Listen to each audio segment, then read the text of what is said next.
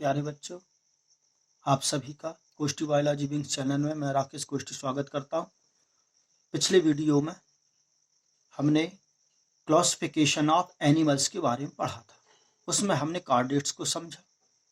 अब आज हम पढ़ने जा रहे हैं classification of invertebrates, what is matters and stages, यानी पदार्थ क्या और उसकी विभिन्न अवस्थाओं के बारे में पढ़ेंगे।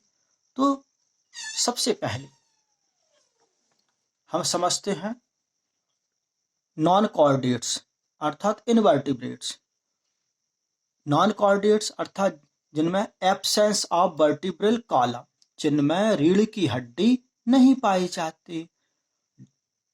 इसको डिवाइडेड इनटू 9 फाइलम्स, यानी नॉन कॉर्डेट्स को 9 संघों में बांटा गया। तो सबसे पहले आता फाइलम प्रोटोजुआ। प्रोटो अर्थात फर्स्ट और जुअंस माने जीव, अर्थात पृथ्वी पर पाए जाने वाले प्रथम जीव, जो कैसे रहते हैं, माइक्रोस्कोपिक रहते हैं और यूनिसेल्युलर रहते हैं, यानी सूक्ष्मदर्शी जीव। इनको हम नेकेड आई से नहीं देख सकते। इनको देखने के लिए हमें माइक्रोस्कोप की आवश्यकता होती है और ये प्रायः एक कोशी होते हैं, यानी यूनिसेल्युलर होते हैं। ये पोखरों गड्ढों के जल में पाए जाते हैं। इनका एग्जाम्पल है अमीबा, पैरामीशियम, युगलीना आदि। सेकंड फाइलम्स है पोरीफेरा अर्थात पोर्स, ऐसे एनिमल्स जिनकी बॉडी पर पोर्स पाए जाते हैं, यानी पोरर बियर एनिमल्स भी इनको कहते हैं। यानी बॉडी कैसी रहेगी, पोरस रहेगी, यानी छिद्रित रहती। और ये fresh and marine water animals है, यानी स्वच्छ जल और अलवणीय जल, यानी स्वच्छ जल को यानी अलवणीय जल और मैराइन वाटर को लवणीय जल कहते हैं, यानी ये दोनों प्रकार के जल में ये पाए जाते हैं। इसका उदाहरण है साइकॉन अर्थात जिसे सामान्य भाषा में स्पंज कहा जाता है। इसके नेक्स्ट फाइलम आता है सीलेंट्रेटा। सीलेंट अर्थात जिनकी बॉडी में चैनल्स या कैनल्स पाई जाती हैं, उनका उदाहरण है हाइड्रा। इसके बाद आता है फाइलम प्लेटीहेल्मिन्थेस अर्थात जिनकी बॉडी प्लेट लाइक होती है। प्लेटी यानी फ्लैट यानी तस्तरीनुमा, और हेल्मिन्थेस का मतलब होता है कृमि अर्थात जिनकी बॉडी फ्लैट होती है यानी चपटी होती है, और ये वर्म लाइक होते हैं। साथ ही ये एंडोपैरासिटिक होते हैं, यानी अंतः परजीवी रूप में ये होस्ट की बॉडी के अंदर अपना जीवन यापन करते हैं। इसका एग्जाम्पल है लिवर फ्लूक यानी फेसियोला हेपेटिका, जिसका कॉमन नेम है लिवर फ्लूक, जो लिवर में पाया जाता है। नेक्स्ट फाइलम है एस्के हेल्मिन्थेस। एस्के हेल्मिन्थेस इसको हम निमिथ हेल्मिन्थेस भी कहते हैं। इसके अंतर्गत आने वाले जो एनिमल्स रहते हैं वो एंडोपैरासिटिक फॉर्म में रहते हैं। एंडोपैरासिटिक फॉर्म यानी अंतःपरजीवी रूप में रहते हैं। साथ ही इनकी बॉडी सिलेंड्रिकल अर्थात बेलनाकार होती, इलोंगेटेड होती, लंबी होती है, और बॉडी अनसेगमेंटेड होती है। उदाहरण है इसका एस्कैरिस। छोटे छोटे बच्चों के पेट में अपन देसी भाषा में कहते हैं जो पटारें हो जाती, कृमि हो जाते, बर्म्स हो जाते हैं, वो है एस्कैरिस। इसके बाद आता है नेक्स्ट फाइलम एनिलिडा अर्थात इस एनिलिडा फाइलम्स के अंतर्गत ऐसे जीव आते हैं जिनकी बॉडी इलांगेटेड अर्थात लंबी, सेगमेंटेड अर्थात खंडों में विभक्त, और सिलेंड्रिकल अर्थात बेलनाकार होती है। इसका एग्जाम्पल है अर्थवॉर्म अर्थात केचुआ। तो केचुआ एक बाइसेक्सुअल एनिमल्स भी है, जिसमें male and female sex organs एक ही एनिमल्स में पाए जाते हैं। इसके बाद आता है फाइलम आर्थ्रोपोडा। आर्थ्रोपोडा यानी जिनमें जोड़ीदार पैर पाए जाते हैं। ज्वाइंटेड अपेंडिज प्रेजेंट, यानी इस फाइलम्स के अंतर्गत आने वाले जो एनिमल्स हैं उनकी बॉडी सेगमेंटेड तो रहेगी, लेकिन प्रत्येक सेगमेंट से एक जोड़ीदार पैर निकलते हैं। इसका उदाहरण है विभिन्न प्रकार के इंसेक्ट्स यानी कीट वर्ग है, गिंजाई है जो वगैरह है, ये स्कूलोपेंट्रा वगैरह, ये सब फाइलम आर्थ्रोपोड्स के अंतर्गत आते हैं। नेक्स्ट फाइलम है मोलस्का। इसके अंतर्गत जो एनिमल्स आते हैं उनकी बॉडी बहुत ही सॉफ्ट, मुलायम, फ्लैशी यानी मांसल होती है।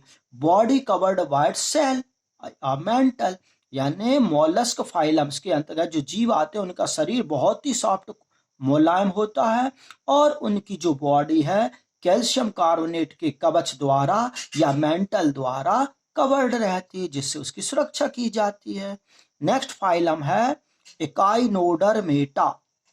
इसके अंतर्गत जो एनिमल्स आते हैं वो टोटली मैराइन वाटर फॉर्म में रहते हैं। इनमें 5 to many आर्म्स प्रेजेंट होती हैं और इन आर्म्स पर स्पाइंस प्रेजेंट होते हैं। इसका उदाहरण है स्टारफिश यानी सितारा मछली। अब नेक्स्ट पढ़ेंगे हम मैटर्स के बारे में। अभी तक हमने बायोलॉजी के संबंध में पढ़ा, अब हम कुछ पदार्थों के बारे में पढ़ते हैं। तो पदार्थ या द्रव्य किसे कहते हैं? तो पदार्थ उन्हें कहते हैं जिनमें वेट होता है यानी वजन होता है और जो स्थान घेरते हैं। तो हम भी पदार्थ की श्रेणी में आते हैं क्योंकि हम में भी वजन होता है और हम भी जिस स्थान पर बैठते उतना स्थान हम घेरते हैं। तो ये पदार्थ हुए। अब पदार्थ यानी द्रव्य की विभिन्न अवस्थाएं होती हैं, solid, liquid, gases and plasma. पहले ये बताया गया है कि ठोस, द्रव और गैस ये 3 अवस्थाएं होती हैं, लेकिन एक न्यू फेजेस और डिस्कवर्ड हुई है जिसको हम प्लाज्मा स्टेज कहते हैं। तो सबसे पहले सॉलिड यानी ठोस के नहीं कहते हैं। तो उनके कुछ फीचर्स हैं। शेप एंड साइज इनमें निश्चित होती है, यानी आकार आकृति निश्चित होती। क्यों? क्योंकि इनकी जो मॉलिक्यूल्स के बीच में इंट्रामॉलिक्यूलर फोर्स अर्थात अंतर आणविक बल सबसे अधिक होता है और इस बल के अधिक होने के कारण जो कण हैं एक दूसरे से मजबूती से जकड़े रहते हैं और जिससे उनको एक निश्चित आकार प्रदान होता है। साथ ही इनमें विसरण यानी डिफ्यूजन क्रिया का अभाव होता है। जैसे ठोस के उदाहरण है चाक है, डस्टर है, पत्थर है, ये सब ठोस की श्रेणी में आते हैं। इसके बाद नेक्स्ट स्टेज आती है द्रव अर्थात लिक्विड। इनकी शेप एंड साइज अनिश्चित होती है, यानी आकार आकृति अनिश्चित होती, जो बर्तन के अनुसार बदलती रहती है। यानी द्रव पदार्थ को जिस भी बर्तन में रखा जाता है वह उसके अनुसार उसका आकार ग्रहण कर लेता है। इनमें बहने का गुण पाया जाता है क्योंकि इनके मॉलिक्यूल्स के बीच इंट्रामॉलिक्यूलर फोर्सेस सॉलिड की अपेक्षा कुछ कम होता है। तो अंतरा आणविक बल कम होने के कारण उनमें बहने का गुण पाया जाता है। मॉलिक्यूल्स के दूर दूर होने के कारण ये बहते हैं और विसरण क्रिया इनमें ठोस की अपेक्षा अधिक होती है। द्रव के उदाहरण जैसे मिल्क है, ऑयल है, पेट्रोल, डीजल, केरोसिन ऑयल आदि। Next gases. जो गैसेस रहती हैं ये इनको हम सिर्फ महसूस कर सकते हैं, देख नहीं सक रहे। इनका शेप एंड साइज इनमें नहीं होता क्योंकि जो गैस के अणु रहते हैं वो बहुत ही गतिशील होते हैं। उनके बीच यानी इन गैसेस के मॉलिक्यूल्स के बीच इंट्रामॉलिक्यूलर फोर्सेस अंतर आणविक बल बिल्कुल भी नहीं पाया जाता। विसरण की क्रिया इनमें सबसे अधिक होती है और मॉलिक्यूल्स के अधिक दूर दूर होने के कारण ही गैसेस में बहने का गुण सबसे अधिक होता है। गैसेस के उदाहरण हैं CO2 है, कार्बन डाइऑक्साइड है, ऑक्सीजन है, अमोनिया आदि है। इसके बाद लास्ट स्टेज आती है प्लाज्मा। प्लाज्मा के जो गुण रहते हैं वो प्रायः लिक्विड के समान होते हैं। इनमें कुछ अंतर हैं। कैसे? एक तो इनकी शेप एंड साइज अनिश्चित होती है, आकार आकृति अनिश्चित होती है। प्लाज्मा को जिस बर्तन में रखा जाता है वह उसी का आकार ग्रहण कर लेता है। लिक्विड मीडियम में पदार्थ के बड़े अणुओं की उपस्थिति होती है। विसरण क्रिया द्रव के समान होती है अर्थात प्लाज्मा एक प्रकार का सस्पेंशन है अर्थात निलंबन के समान होता है। जैसे जल को यदि हम लाइट की प्रेजेंस में रखते हैं तो उसमें कुछ हमें बड़े मॉलिक्यूल्स तैरते हुए दिखाई देते हैं। आगे हम समझेंगे एटम्स के बारे में। एटम जो है smallest particles of the matters यानी पदार्थ का सबसे छोटे से छोटा कण परमाणु कहलाता है, जो पहले नॉन डिवाइडेड पार्टिकल समझा जाता था लेकिन प्रेजेंट टाइम में इसे डिवाइडेड पार्टिकल्स कहा जाता है। आधुनिक खोजों के आधार पर इसे 3 पार्ट्स में डिवाइड किया गया है, इलेक्ट्रॉन, प्रोटॉन एंड न्यूट्रॉन। इनमें से जो इलेक्ट्रॉन्स हैं उन पर नेगेटिव चार्ज रहता है, प्रोटॉन्स पर प्लस चार्ज रहता है, और जो न्यूट्रॉन रहते हैं वो नॉन चार्ज पार्टिकल्स रहते हैं, अर्थात ये अनावेशित रहते हैं, इनमें कोई भी प्रकार का चार्ज नहीं पाया जाता। यह स्ट्रक्चर किसी भी परमाणु का संरचना, तो परमाणु के सबसे केंद्र वाले भाग में प्रोटॉन रहते हैं और न्यूट्रॉन रहते हैं।